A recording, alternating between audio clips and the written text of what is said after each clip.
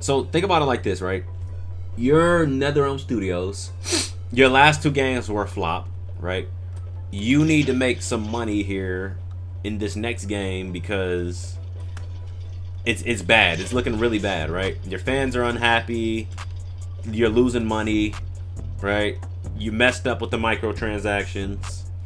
So now you need a big win, right? What better way to make a big win than to drop us a Mortal Kombat game? But you can't drop a Mortal Kombat game because the next thing that's in line is Injustice. So what's your alternative? And when you put it that way, you get Injustice, Mortal Kombat versus DC Universe, bro. When you put it that way. I'm just saying. Like, if you really want to, if this studio really wants to make money on their next game, and they want to make the fans happy, bro, give us that game specifically. Give us the sequel, right? But make it like how Mortal Kombat 9 was. Give us the sequel. Make the gameplay like Mortal Kombat 9. Nobody would complain. Everybody would be happy. We need a new DC fighting game. Mortal Kombat versus DC Universe 2, bro. I'm telling you, everybody will love it. Who doesn't want to see Scorpion fight Batman again? Like, if I showed you some of the stuff that, like, really go back and think about everything that game had, right? You had the ability to, like, when you grab somebody, it was like a rock, paper, scissors type of thing, right? And then you had the stage transitions as well. You know, it was just little things like that. Like, of course, they kept the stage transitions from Injustice, but it wasn't the same. You know, it wasn't as interactive voice line. But let's say I do great, just go in and I just start talking about Mortal Kombat, right, versus DC Universe 2, right, and I just make a full video. You're gonna start seeing Dynasty make a video, then you're gonna see True Underdog make a video, in that order. But yeah, like, the second I start talking about it, bro, like, and I make an actual video on it, bro, I already know that the big content creators are gonna jump on it. I mean, they always do, and I don't really get the credit for it, right? Which I don't like. I'm not like super crazy about it, right? When it does happen, but like, bro, you can at least mention your boy, bro. Y'all got thousands and thousands of subs, bro. Do a collab with me or something, right? Like, I found the information for sure. I had the idea. I pitched it. You just stole it.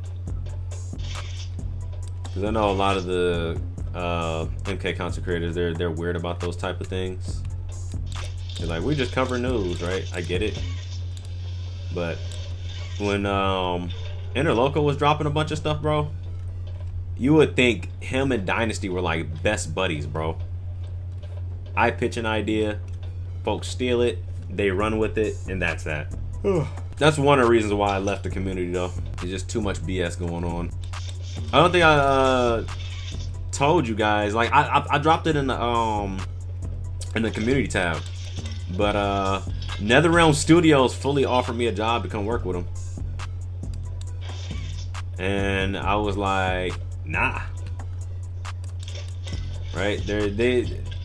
It gets to a point where, like, you kind of know, right? But it's like, I already know the game, bro. Like, they wanted me to come to the studios because I got the ideas, I know what's going on, right? And then I pitch them on the YouTube channel. Like, the folks know what's going on, bro.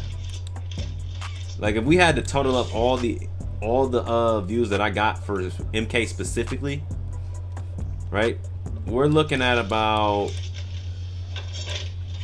I want to say, a couple 100,000, maybe. Actually, just MK in general. I'm definitely looking at least a mil. At least. That's not, bro. Warner Brothers Philly, they were like, yeah, we want you to do some, like, something specialist. I don't know.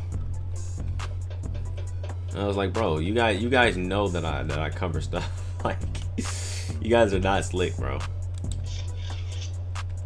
so I can go work underneath their company, and whatever ideas that I discover, I gotta keep it on the low. I gotta keep it on hush hush. Nah. Being honest, I would accept the job, but I respect your decision. Yeah, my thing is this though, bro. I look at it like this. Like, yeah, okay, cool, the money, right? But like selling out at the same time, right? So there's a difference between the two. There's a thin line, right?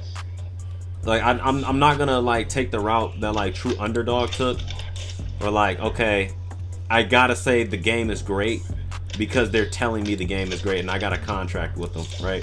I want to have that freedom to like at least tell you guys what's what, right?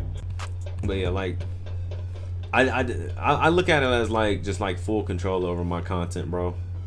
I don't want Warner Brothers or NetherRealm Studios to just come and be like, yeah, you can't talk about this because you have a contract with us, or you have to say the game is good because you have a contract with us, you know? Like I got accepted into doing a I think it was a thing for like what was that mobile game that they had come out? I think it was like Injustice Legacy or something like that, right?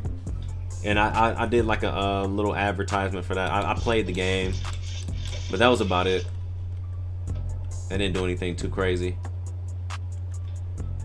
Like that type of stuff, like I don't mind doing stuff like that. And if you guys want to just throw me like a couple of bucks for doing it, okay, cool. But if I gotta sign a contract and you're like, yeah, you gotta say everything about this game, right? You can't say anything bad about it, then nah. And that's when I'm like, nah. I want to be able to drop it. I don't want them to be like, hey, you can't say that. And the reason the reason that they did it though is because, you know, they know I'm on the money with a lot of stuff, right? Otherwise, it wouldn't be a thing. It would be a thing of the past. Like they wouldn't even discuss this. Like this wouldn't even be a discussion. I end up doing some research and just, you know, talk about what I think the next game might be, bro. You know. But I won't be like crazy immersed in the community. Not like how I used to be.